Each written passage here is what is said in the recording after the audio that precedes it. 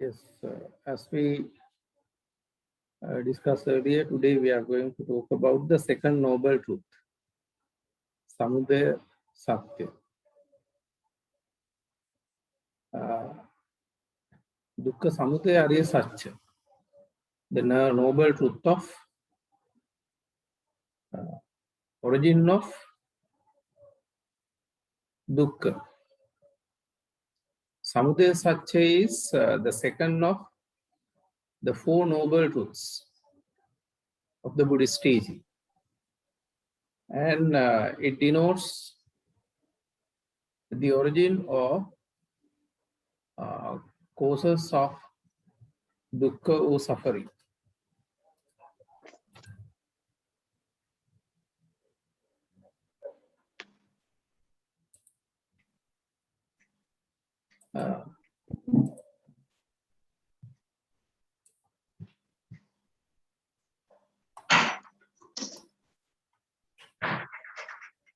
In numerous places of Pali canons, as mentioned in the Samudaya Satya, the cause or the origin of suffering or dukkha is generally explained as thirst or craving and conditioned by ignorance. The craving runs in three channels. Actually, sometimes we can see that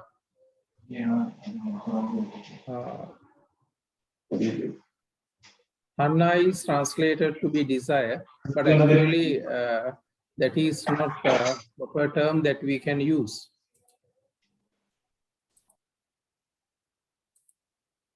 So craving and greediness, thirst, those English terms can be more suitable when comparing desire.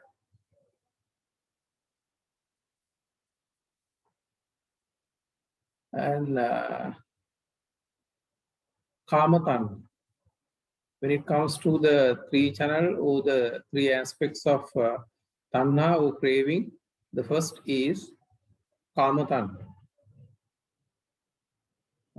Craving or thirst for sense pleasures. The craving or thirst, there is for sense objects that provide pleasant feelings, or craving, or thirst for sensory pleasures. The other way we can say that it is kind of will or kind of greediness to enjoy comfort, coziness, pleasing and pleasurable things in life.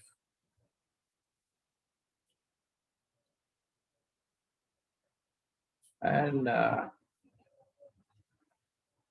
there are 6 types of craving or thirst corresponding to the 6 sense objects. Craving or thirst for visible forms or objects, what we call Rupa Tanha. And the other is craving or thirst for pleasing sounds, Saddha Tanha. And then comes Gandha Tanha, craving for pleasing type of odors. Then craving for taste, Rasa Tanha. The craving or thirst for different types of flavors. Then bodily or tactile impressions, what we call Pottabha Tanha. And mental impressions. Again, we have craving for mental impressions. In Dhamma, it is mentioned to be Dhamma Tanha. Shall I disturb you? Yeah, it's okay, sure. Yes, I couldn't understand this Dhamma Tanha. Can you elaborate something more about this? Yes, Dhamma means, you know, that sometimes we like to enjoy different types of ideologies, theories. They are kind of mental formations, mental activities. Actually, physically, sometimes we cannot find them. But there are certain things when we just keep on thinking, those type of subjects or those type of things, it may be kind of philosophical things, it may be kind of things which are related to sort of religions, religious teachings and all. Likewise, there are sort of mental activities that we usually get attached. So we just keep on thinking, keep on developing them. Sometimes maybe you attach to particular theory, dogma, those kind of things. So anyway, commonly we can say that kamatanna, attachment to physical things such as wealth, sometimes profits, who desired possessions, as well as some others such as when it comes to Dhammatanna, ideas, theories, and some people, they are greedy for power. Some people, that very greedy, and we can see a lot of craving for fame, and they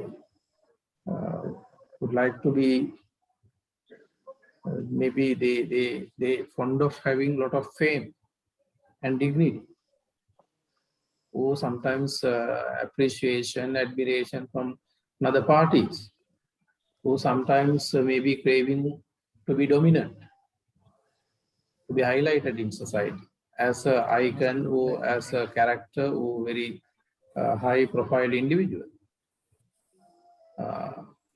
Sometimes may be craving for having more fellow men. Sometimes when it comes to clergy, may be craving for a lot of followers. And likewise, all types of worldly or mundane comforts, right, are described here, included here.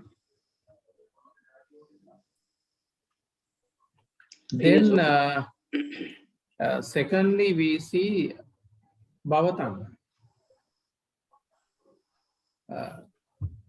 craving or thirst to be, craving or thirst for becoming. Thirst or craving here is for eternal existence, a timeless or infinite state after death. They do a lot of things. They believe that by following these type of rituals and all, they can achieve some sort of infinite or sort of eternal existence following death, after death. That is called bhavatanna. Then comes vibhavatanna, craving or thirst for non-existence or self-annihilation. They think that after death, nothing exists. I think in contemporary period of the Buddha, I think there was a famous teacher called Charvaka. Right, he introduced the school of materialism, and he rejected the notion of life after death. And again, he rejected concepts of karma, liberation, that means spiritual achievements. Also, he rejected the authority of sacred scriptures by divine or celestial sort of agents. And again, he rejected Vedas, which had in his time, and immortality or eternity of the self, and those kind of things he totally rejected. He told that rinang katva dading pibe, even having taken a lot of debts and all, person has to enjoy this life. That is the main teaching. His teaching was totally based on Vibhavatam, according to Buddhism.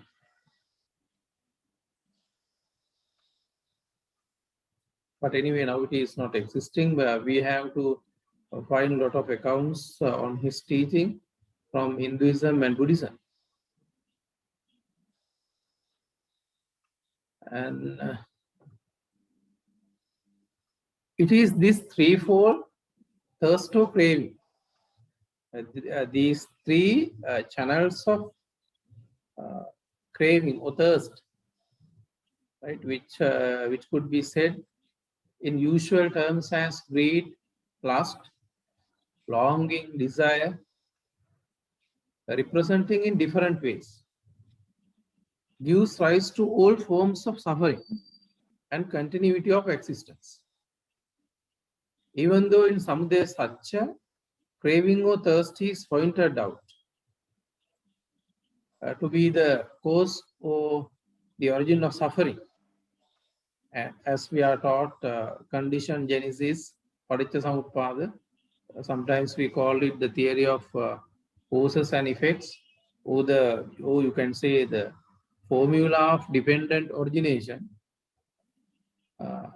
Other factors too involved in supportive of Tanna here. So we cannot say Tanna is the only reason.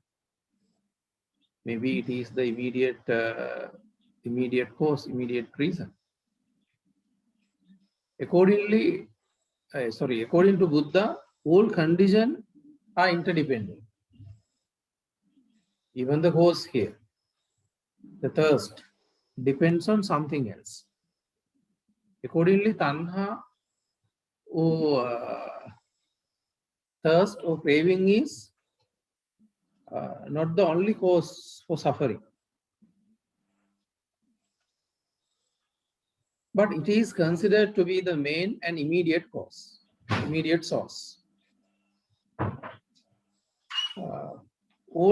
That when it comes to individual type of conflicts, all conflicts, any type of conflicts, was at home level to global, are mainly due to this selfish thirst of ego. You know that nowadays actually we are facing wars among nations, different kinds of conflicts, wars among nations and countries, and many more socio-economic crises. And again, you know that environmental disasters and many more. All these are due to thirst for excessive consumption of man. This endless thirst or craving of man not only destroys him, but causes harm and havoc to many more others. Man is enslaved to thirst and greediness.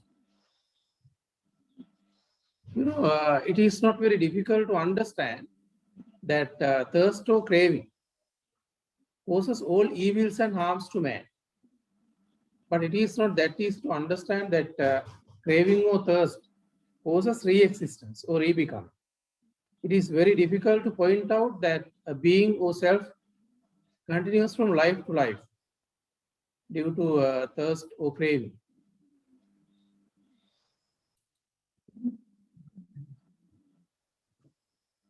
And you know that we should have some philosophical approach to explain how re-existence or re-becoming happens, as described in the second noble truth. So it is not that easy to simply point out how re-existence or re-becoming continues. So there we need to have sort of philosophical approach in accordance with the teaching. of the Buddha. And it's also important to have some knowledge about the concept of karma and rebirth in Buddhism. For sentient being to exist, what kind of nutriments or foods needed? To understand the present being or existence would help us to understand the continuation of existence from life to life. They are, number one, the first one is Kabalinka. I think you all are aware of this. What we just mean usual material type of food we consume. We can say that edible type of food, what we eat and drink. All those belong to Kabalinka. And second comes Passaha. So sensorial or mental impressions, which are in three types of feelings such as agreeable or disagreeable, pleasing or unpleasing, pleasant or unpleasant. Third is neutral, neither pleasant nor unpleasant, neither pleasing nor displeasing. That type of nutriments. Feelings arise through contacts of the sense organs with external objects. Then third one, Vijnanabhara.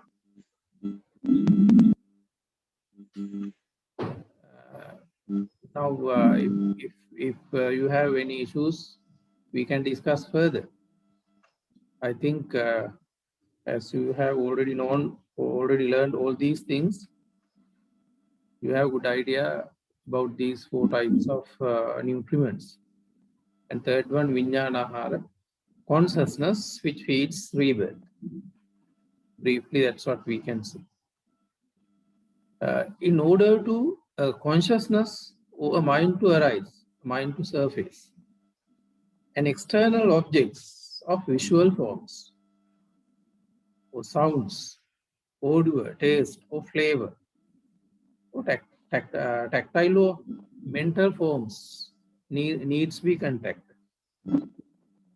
When those things are contacted, those external objects are contacted with the sense faculties of eye, ear, nose, tongue, body, or mind, then nutriments with regard to consciousness arise. Here, a consciousness is just being aware of presence of an object. I think we discussed even earlier. So, surfacing or arising of a particular consciousness, only kind of being aware of the presence of an object. The other part, understanding what it is dimensionally and giving details, involves another kind of things, perceptions and all. The consciousness is of 6 types.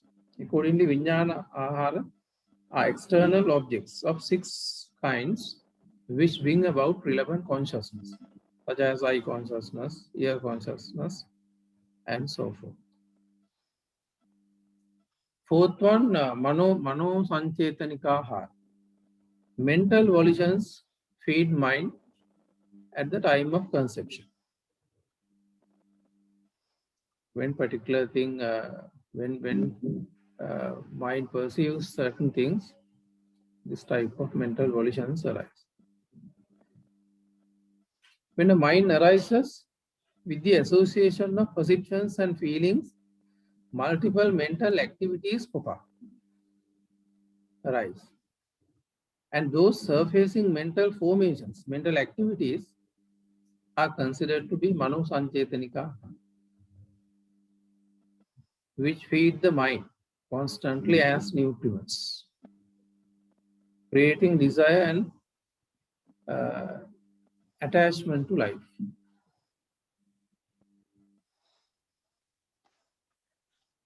Excuse me, what is Yes. the difference between Mano Cetanika Ahara and Vijnana Ahara? Can you elaborate something? Yeah, you know that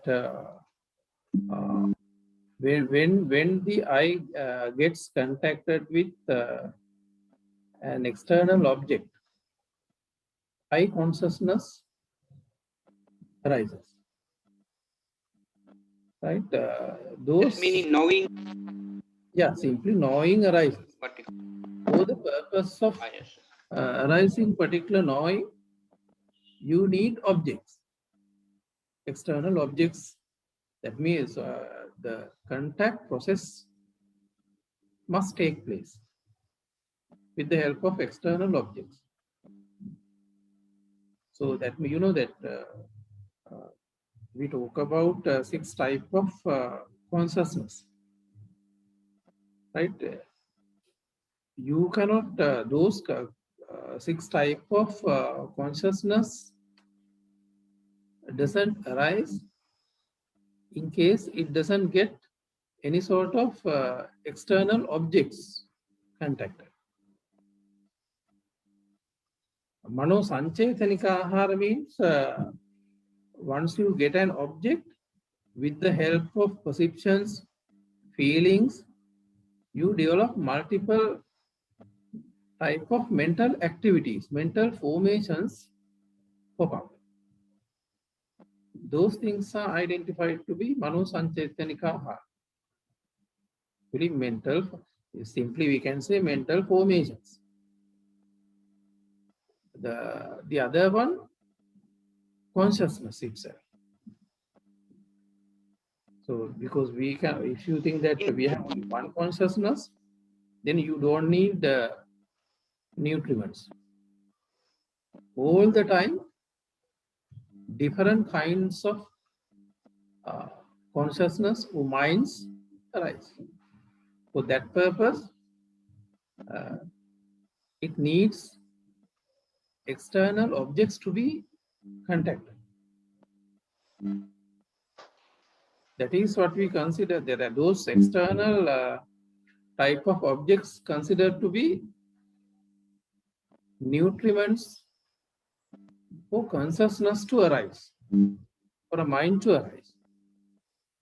When such a mind arises, again, with the help of feelings and perceptions, another mental activities pop up, surface.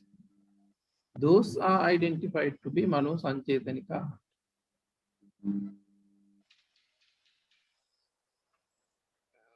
When Mano Sanchetanika is arising, we don't want to get, don't want to contact with outside object, I think.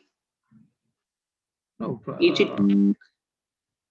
yeah, that means outside objects are needed to develop different minds or consciousnesses. Once consciousnesses are arises, they again we have another thing, mental formations. Mental formations are developed with the help of perceptions and feelings. But anyway, you know that all these things are interwoven and function as a single process when it comes to 5 aggregates. Again, you know that these all 4 nutriments are swiftly and hastily being consumed, like firewood on burning fire.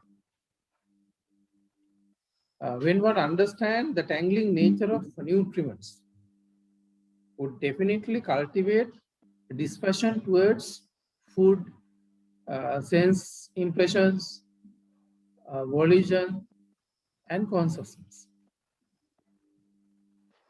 These are the things you know that we ordinarily tend to attach.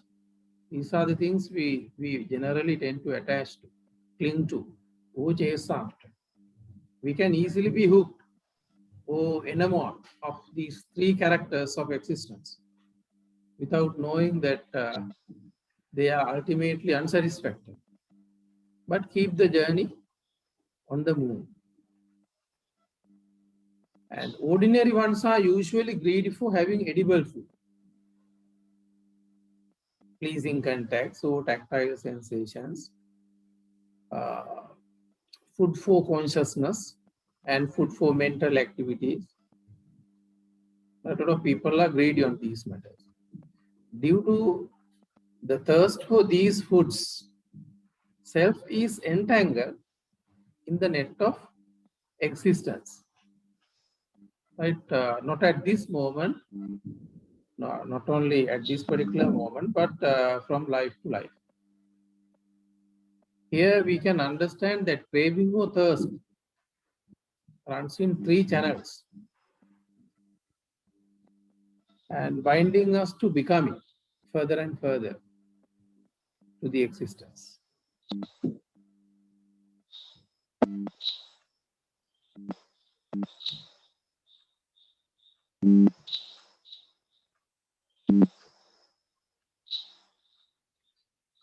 And in these four, the last one, the mental volition, is the will to be, will to live, and it specially supports to exist, to re-exist, to continue, to become more and more, to be engaged from life to life. Here, thirst or craving functions in form of mental volition. Thirst for these nutriments causes suffering or dukkha. Here we are trying to understand the origin of the causes of dukkha according to Dukkha Samudaya Satya. We also find this in the 5 aggregates of mental formations or activities. As we discussed earlier, the 5 aggregates constitute the sentient being. Accordingly, we can understand that both existence as well as cessation lie within suffering or dukkha itself. Yankinchi samudaya dhammam sabbantam nirodha dhammam. And imasming vyamatte kalebare dukkhancha panyapemi dukkha samudayancha panyapemi dukkha nirodhancha panyapemi dukkha nirodhagamini patipadancha panyapemi. That means both the arising and extinction of this psychophysical process of existence is within this life itself. So this is where we can separate. This is a particular place where we can significantly see the difference of Buddhism and other religions. From all type of other religions, man is directed to outside for the purpose of achieving the ultimate liberation or happiness. But when it comes to Buddhism, of course, man is directed to within himself.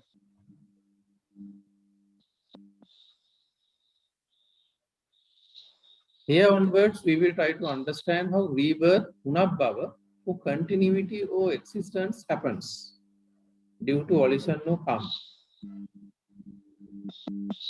Volition have effects. Effects can be either good or bad. Both cause re-existence or re-becoming. Punyavi sankara, like that. Good karma produce good effects and bad karma produce ill effects. So avoid using, here we have to avoid using reincarnation. Because reincarnation, punarupattiya, not punarbhava, punarupattiya, that is pointed out in a lot of religions because involvement of soul is there. but we don't talk about Atman or soul. So we can't talk about reincarnation. We talk about re-becoming or rebirth.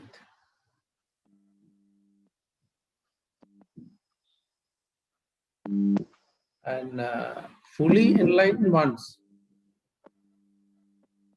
though they perform deeds, you know that Arahat, the fully enlightened ones, even they do different kind of things before they passing away. Those deeds do not produce effects. That's what we should understand. They do not produce effects or fruits which have potentiality to continue life after life. Those deeds are just like seedless fruits.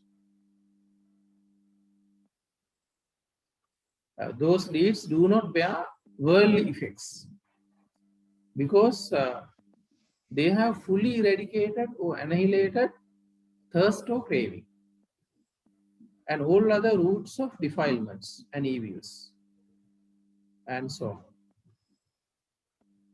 They do not possess the false idea of self or ego, Sakkaya Ditthi, and they are not into five aggregates.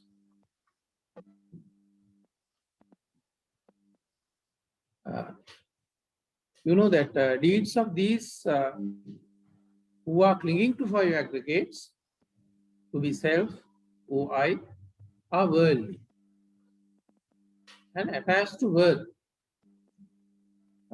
and produce results, fruits, which can cause re-becoming or re-existence. Therefore, the deeds the ordinary ones perform cause to continue in existence, either in a good realm of existence or bad. Because you know the deeds of the ordinary beings are attached to worldly or mundane phenomena. Or those karma or deeds are based on thirst or craving, an illusion. Their deeds are, accordingly you can understand, rooted in thirst or craving. Right? The function of the fruits of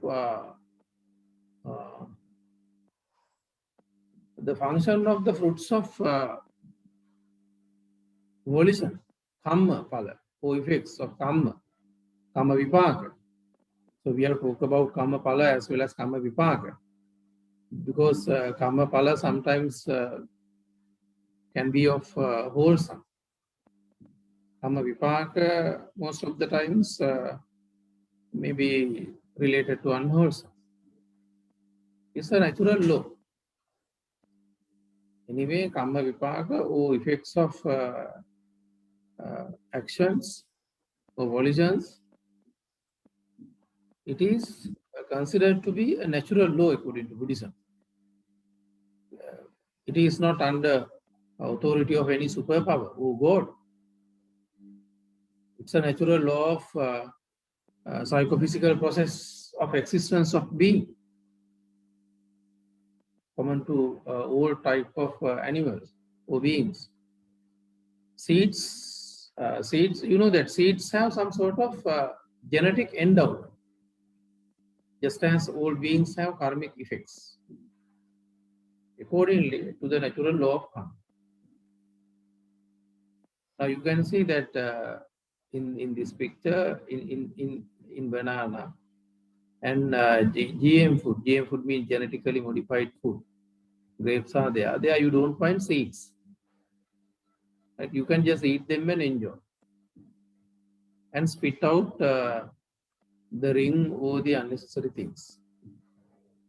No seeds are there. They are just like performance by the enlightened Arahat ones. enlightened ones. Even though they get involved in doing different types of activities, they do not have karmic effect. Karmic effect mean regarding further existence.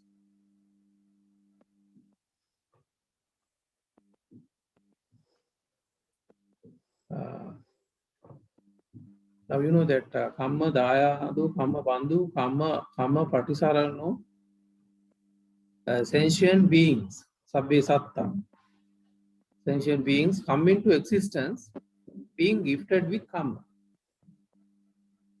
being related to karma, karma bandhu, and karma being taken as refuge, karma patisara, karma patisara.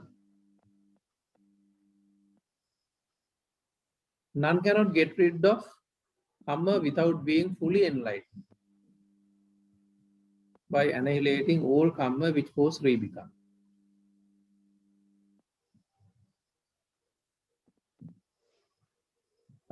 Under the analysis of Panchakanda, we can understand what and how the five aggregates function collectively or together as a continuous process.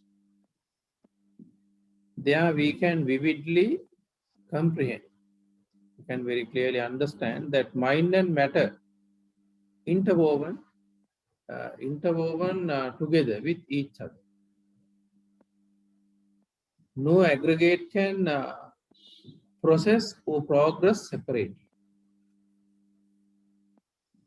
Five aggregates, they are interwoven and function together. The energies of mind and matter are arising and passing away in a very subtle manner. Thoughts as well as tiny physical particles too are born and die in a plank of time. Right? In a plank of time means the smallest unit of time, as we can point out today.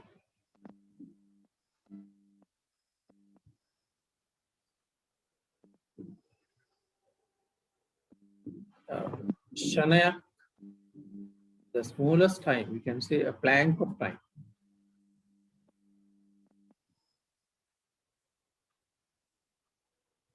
A time in which a mind can arise. That means if you can divide a second by billions of billions time, you get that particular unit of time. It is so simple, we can't imagine even. In Abhidhamma, there are different types of examples, how we can just make common sense or general idea about that. But it is very difficult to understand. There we can have certain idea regarding how tiny this mental process is when in progress.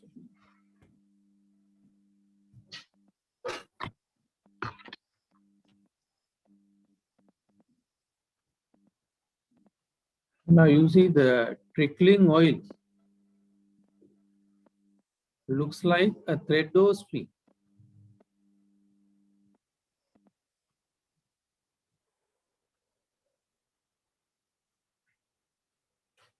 Right?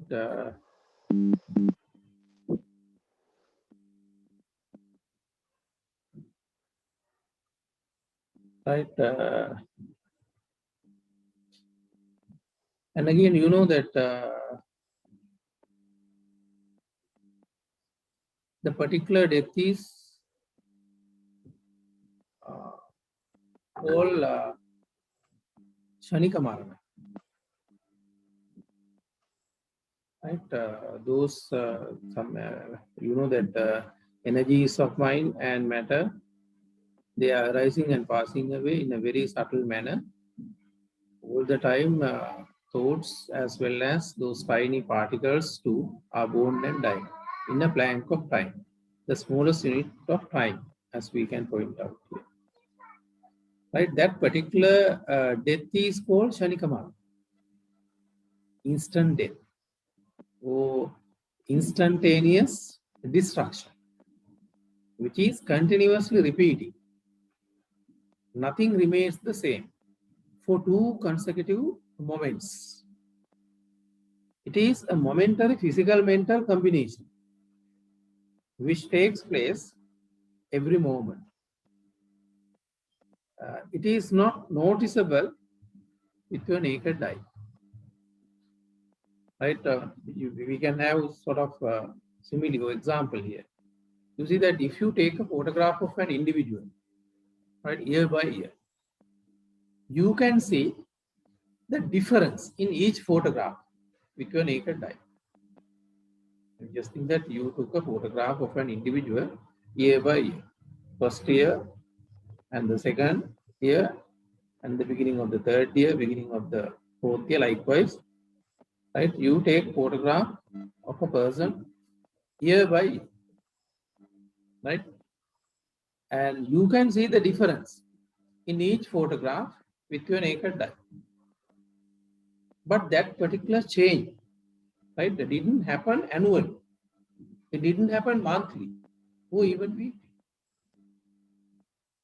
Right?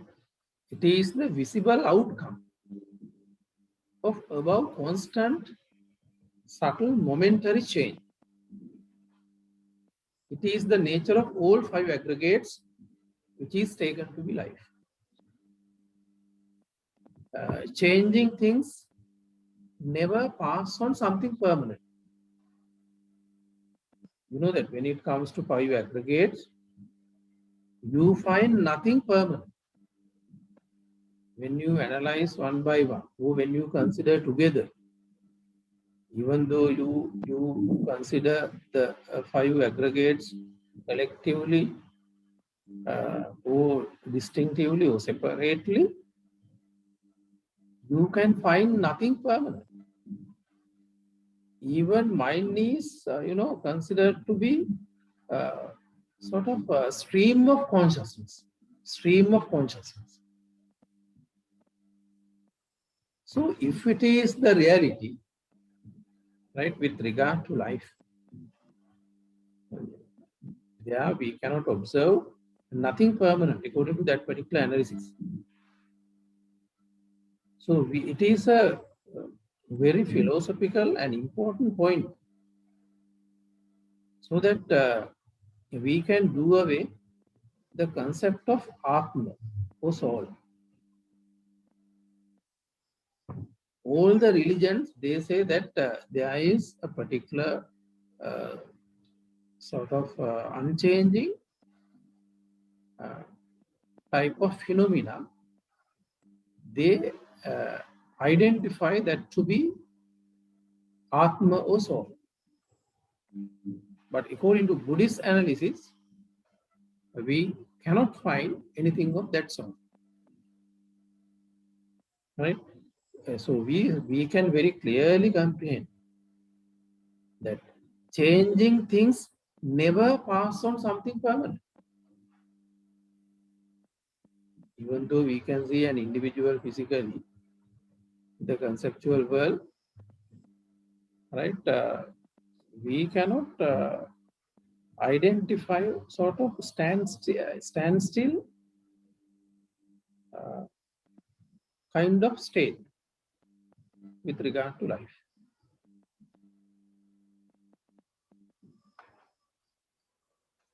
Right? Then you can see that now here the trickling oil looks like a thread or a string. When that oil is pouring, or when it is trickling, you notice it just like a thread or a particular string. But you cannot find the thread or string in pouring oil.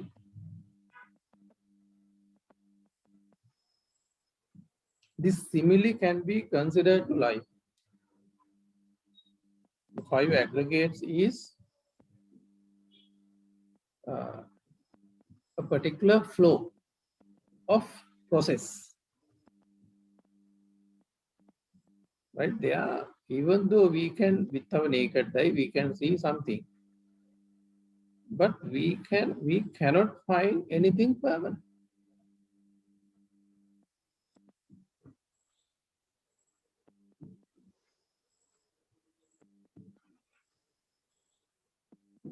right? That's why that's why you cannot impose soul, an eternal entity related to life.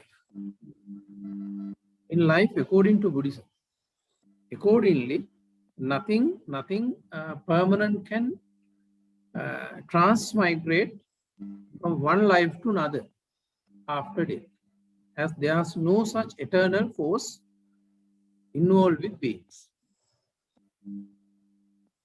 So when we, you know that when we talk to foreigners and non-Buddhist people, they sometimes they don't agree with us. They say that there is something permanent in life. Just to make it to confirm that idea, they make different types of they come up with different kinds of ideologies. Right now, you know that when the body is weak, we all get old. So our body becomes weak and not capable of functioning. Then death takes place. We die. Ending of a single lifetime is, according to Buddhism, identified to be conventional death, Sammuti Marga. It is also ending of a lifespan of a being, right? It is a total non-functioning of the physique. It is, a total non-functioning of the physique, not the stream of consciousness, but the physics, the body, the physical part. So we have to question whether all energies cease with death. When we are alive, lot of energies connected with life function together. Even though the body ceases functioning and thereby causes death, we have to question whether all energies cease with death. Right? Being Buddhist, or according to Buddhist teaching, we don't think that everything finishes there. According to Buddhism, it doesn't cease, though the body collapses or dies. The energies of the mental process don't stop. They go to another form, or they transmigrate to another manifestation. Because the mental process was not free from worldly phenomena while dying the physical body. Mental process was not free from worldly phenomena. It was not free from thirst or craving or illusion. Individuals die without having annihilated craving or thirst. We die with unaccomplished desire, unaccomplished thirst, cravings. So that process needs some sort of existence to continue.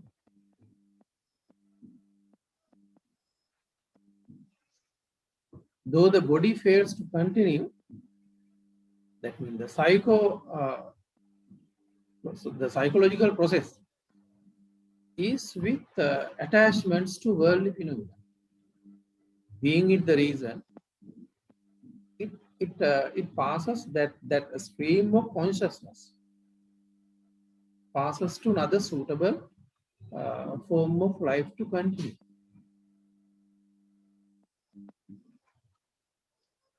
You know that if you light a candle, right? Now we can take this example, right? I just to make it clear, that if you light a candle from another burning one, now you see that one candle is burning, the other is not, and we are going to light the non-burning candle as well, right? We call it the second candle, right? If you are going to light the candle from another burning one, the second candle catches fire and starts lighting, starts burning, right? But the second candle didn't take the flame of the first. Right now you can see the second candle is burning. But you cannot say the second candle took the flame of the first and didn't take the thread of the first. You know that in the candle you find a thread in the middle, right? And didn't take the wax from the first. Even the second candle, the second candle didn't take even wax from the first. But the first candle, you know, the first candle created forces to make the second burn, right? Different forces created. Being those to be the effect, the second is burning too. Likewise, we can light many more candles. The burning process of flames will continue. But we cannot say the flame of the first candle, right? The flame of the first candle is the same as the flame of the second, right? We can never say that. When we talk about the flame of the second candle, also we should understand it is not of the first, or not a totally different one. When we talk about the second candle, flame of the second candle, we can see a flame, but that flame is not of the first. Or we cannot say not a totally different one from the first. Nacha so, nacha anya. The stream of consciousness passes to another manifestation, but we cannot say the same individual, the person who dies, right? He, in that same way, we cannot say that he goes to another manifestation. Through this example, we can understand we have to understand that particular scenario based on the theory of causes and effects.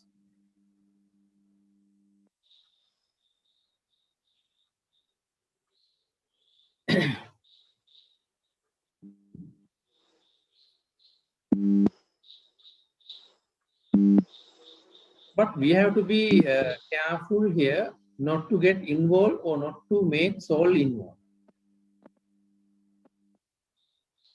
We cannot involve Atman or soul here. Soul is a kind of unchanging phenomena as taught by many religions, which Buddhism completely rejects. Psycho process is just like the flame, right? When it comes to flame, you know, in the flame, you cannot impose one flame. You cannot consider that flame to be one thing. Taking the oxygen from the atmosphere and wax or paraffin from the candle, using the thread, having a lot of forces, right? Different flames arises and passes away, arises and passes away. We cannot identify one particular flame in a candle, but we can see a flow or a process of flames flowing continuously. That is what we call, that is what we can see with our naked eye as a flame. But there is no one particular flame involved there. Thousands of flames arising and diminishing as burning continues. As long as there is full of thirst, as long as we have full of craving, thirst, the circle of existence or continuity goes on. This is the truth of cause or the origin of suffering, according to the second truth, the origin of suffering. This is not the idea. A candle loses nothing by lighting another.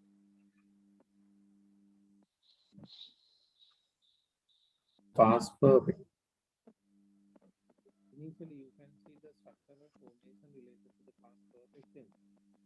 You have used had to be the helping verb, then the ordinary verb is used in the past participle form. So when it comes to the structure or the pattern, of course, it is not that difficult. And again, we should understand where we can come up using the past perfect tense. We just use the past perfect tense to say that something happened before another. Right? You know that there are two incidents, two happenings, both are directly related to the past. But one happened earlier than the other. Just to talk about the earlier happening, we just use the past perfect tense while using the simple past for the second. Right now, you see that අපි station එකට යනකොට දුම්රිය පිටත් කළා තිබුණා. The train had left when we went to the station. Right? Leaving, now you can see there are two sentences. Right? The train had left. The train had left. That is past perfect. The other is we went to the station. We went to the station. That is simple past. These two tenses are connected with the help of when, and it is in the middle. Right? If you want, you can start the idea even from the conjunction part. When we went to the station, the train had left. You can use either way, both are equally correct. But anyway, we should analyze this sentence so that we can understand, we can correctly understand the proper function of the past perfect tense in the language. The train had left when we went to the station. Now, here you can see, now you know that here you can see an arrow coming down here, this crossing area, right? I want you to consider this crossing area to be present, right? I want you to consider this crossing area to be present, right? And from this point backward, is the past, right? From this point backward is the past. And here you can see a circle, another oval. Oval is marked with X and circle is marked with Y. I want you to consider these two symbols to be two kinds of happenings or incidents which happened in the past. Now you can clearly see, if I ask a question, right, X and Y, if they are two happenings, if they are two incidents, could you please tell me which happened earlier and which happened later?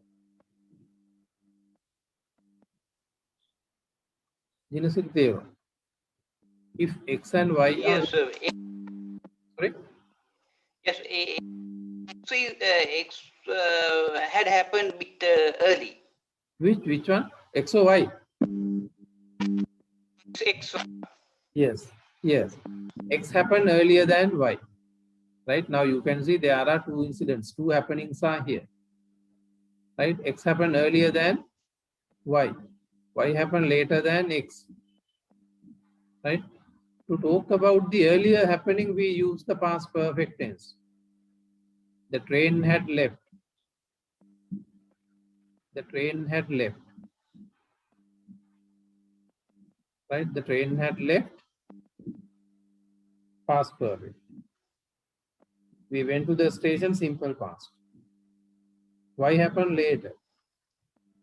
So to talk about the later happening, why we use the simple past while using the past perfect for the earlier happening. Now you can see X happened earlier than Y happened later than X.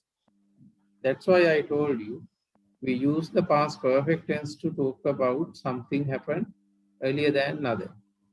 So X is similar to past perfect and Y similar to simple past. Leaving of the train happened before going to the station. Now you see that my mother had cooked lunch when we came home after school. My mother had cooked lunch. Cooking lunch happened before our coming home after school. Now you can compare your translation with mine.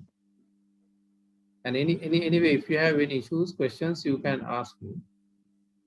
Right, my mother. Some of your translation I found mother had cooked lunch. Normally, you know that when it comes, we don't say mother, father. We just say my father, your mother, her uncle, their brother. Likewise, we just use relative pronouns before these common nouns of relatives. My mother had cooked lunch when we came home after school. So now you can see the earlier happening is indicated,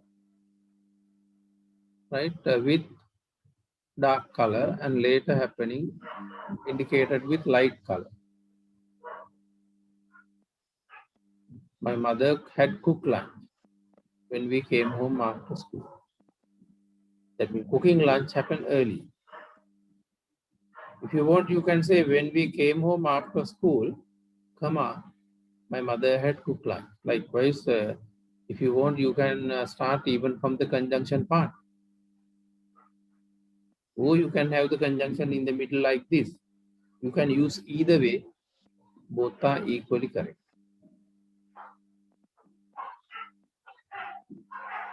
And earlier happening equal past perfect, later happening simple past. The function had started when the minister arrived. The function had started when the minister arrived. That means arrival of the minister happened later and starting the function happened earlier. Even here you can see there are two happenings. Arrival of the minister, one incident, one happening. The other is starting of the function. That is also another incident, another happening which took place. Anyway, both happened in the past, but one happened earlier than the other. When talking, when in a setting of this time, in a context of this time, just to indicate the earlier incident or the earlier happening, we just use the past perfect tense while using the simple past for the later. So whenever we want to very clearly understand the function of the past perfect, so we should have a particular setting like this, just to make it clear. And I had my lunch when you offered me a packet of lunch yesterday. You know that yesterday you offered me a packet of lunch, which I refused. I didn't take it because by the time you offered me a packet of lunch, I had already had my lunch. I had my lunch. First had is the helping verb of the past perfect tense. Second had is the verb which is used in the sense of eaten. E-A-T-E-N, eaten. I had eaten my lunch. But we don't use that very much. We just say have is used in the sense of eating. So I had my lunch. Kala tibuni dawai. When you offered me a packet of lunch. Then you can understand having lunch by me happened earlier than your offering of a packet of lunch. That's why I didn't take your lunch packet. That's why I didn't take your packet of lunch. Now you can see a few more examples. They had left when I phoned. By the time I phoned, they were not there. They had already left. The class had begun when he came for class. Right then, beginning of the class happened earlier than his coming. The film had finished when I turned on the TV. The film had already finished when I switched on the TV. We had finished the discussion when she came.